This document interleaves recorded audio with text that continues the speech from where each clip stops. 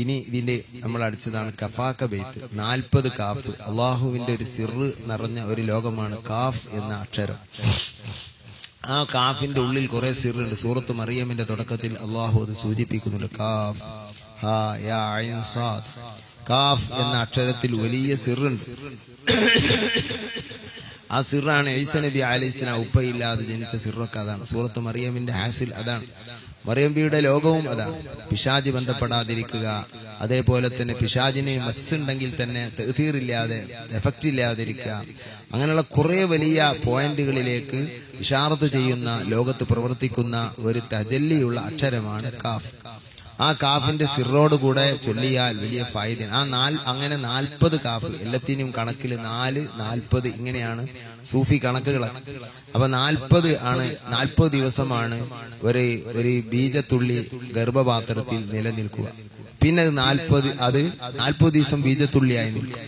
പിന്നെ 40 ദിവസം അത് രക്തകഷ്ണമായി മാറും. പിന്നെ 40 ദിവസം അത് മാംസകഷ്ണമാവും. അപ്പൊ 1 4 4 28 3 4 12. അപ്പൊ എത്രയായി? 4 മാസം. എത്രയായി? 4 മാസമായി. 4 മാസം. പിന്നെയാണ് ആത്മാവ്. 40 മനുഷ്യന്റെ ശരീരത്തിന്റെ ഘടനയ്ക്കും സൃഷ്ടിപ്പിന്റെ. ഇത് ശാസ്ത്രം അങ്ങനെ തന്നെ പറഞ്ഞു, ഖുർആൻ അങ്ങനെ തന്നെ. ഘടനക്കും വിഷയങ്ങൾക്കൊക്കെ 40 കാണും. അപ്പൊ 40 കാഫ് കൊണ്ട് ജീലാനി തങ്ങൾ ചൊല്ലിയ 3 വരിയിലുള്ള വളരെ പ്രസിദ്ധമായ ഖസീദയാണ് കഫാക്ക ഖസീദ. ഇതിന് പ്രത്യേക പേരൊന്നുമില്ല. കഫാക്ക അതിന്റെ തുടക്കമാണ് പറയുന്നത്. ഇതിന് മഹാനായ ഷാഹു വലിയുല്ലാഹി ദഹ്ലവി വലിയൊരു ഷർഹ് ഉറുദിൽ എഴുതിയിട്ടുണ്ട് എന്ന് വൈലത്തൂർ ഉസ്താദ് പറയുന്നുണ്ട്. അതിനെ ചുരുക്കി ഉസ്താദ് ഒരു പേജിൽ ഒതുക്കിക്കൊണ്ട് അവിടുത്തെ കിതാബിൽ എഴുതി വെച്ച് ഞാൻ വായിച്ചിട്ടുണ്ട്. ഉസ്താദ് ഇപ്പൊ 2.5 പേജിലുള്ള ഒരു വിശദീകരണം ഇതിന് എഴുതിയിട്ടുണ്ട്. അത് വെളിച്ചം കണ്ടിട്ടില്ല. അള്ളാഹു നമുക്ക് അതിനൊക്കെ തൗഫീഖ് ചെയ്യട്ടെ. അപ്പൊ ഉസ്താദ് അത് ചെറുതാക്കി എഴുതിയ ഒരു പേജുള്ളത് ഞാൻ വായിച്ചിട്ടുണ്ട്. അതിൽ പറയുന്നുണ്ട് ഷാഹു വലിയുള്ള ഇത് കണ്ണ് തട്ടൂല, സിഹ്ർ തട്ടൂല, ശൈത്താൻ ബാധിക്കൂല, അങ്ങനെ കുറെ ഫലങ്ങൾ ഈ ഖസീദക്ക് പറയുന്നു. ചുരുങ്ങിയത് ഒരു 3 വട്ടം രാവിലെയും 3 വട്ടം വൈകുന്നേരം ചെല്ലിയാൽ ഒരു കാവലും ഹിഫ്ളൊക്കെ നമുക്കുണ്ടാവും. കാലം അങ്ങനെയാണല്ലോ നമ്മൾ മനസ്സിലാക്കിയാൽ. ഈ രാവിലെങ്കിലും ഒരു 3 വട്ടം ചെല്ലിയാൽ. എനിക്കിത് ഇജാദത്തുള്ളത് 3 അല്ല 11. ഷംസുദ്ദീൻ അൽ ഖാദിരി മദനി എന്ന് പറയുന്ന വലിയൊരു മഹാനുണ്ടായിരുന്നു. അവരുടെ ഇജാദത്ത് കിട്ടിയ അവരുടെ മകൻ സയ്യിദ് എനിക്ക് തന്നതാണ്. 11 രാവിലെ. എനിക്ക് 11 ചിലപ്പോൾ ചെല്ലാൻ കഴിയില്ല, എന്നാലും 1, 2, 3 ഇങ്ങനെ ചൊല്ലിയിരിക്കും ഞാൻ. പക്ഷെ അന്നിപ്പോ ചൊല്ലിയിട്ടില്ല. അപ്പൊ അതൊന്ന് ചൊല്ലിയാലും ഒരു 3 വട്ടം. ബിസ്മില്ലാ.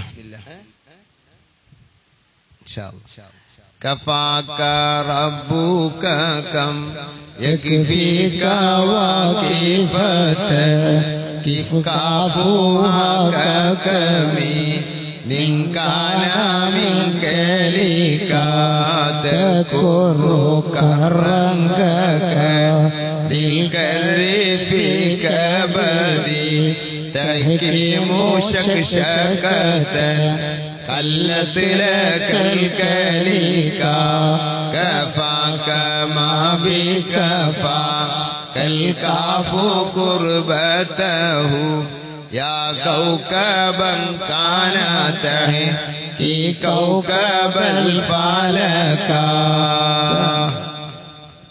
كفاك ربك كم يكفيك واقفة كفكافها ككمي ننغانا من كليكا تكر كرنكك للكر في كبدي تحكيم شكشكة كلت لك الكليكا كفاك ما بكفا كالكاف قربته يا كوكبا كان تحكي كوكب الفلكا كفاك ربك كم يكفيك واقفة كفكافها ككمي ننغانا من كليكا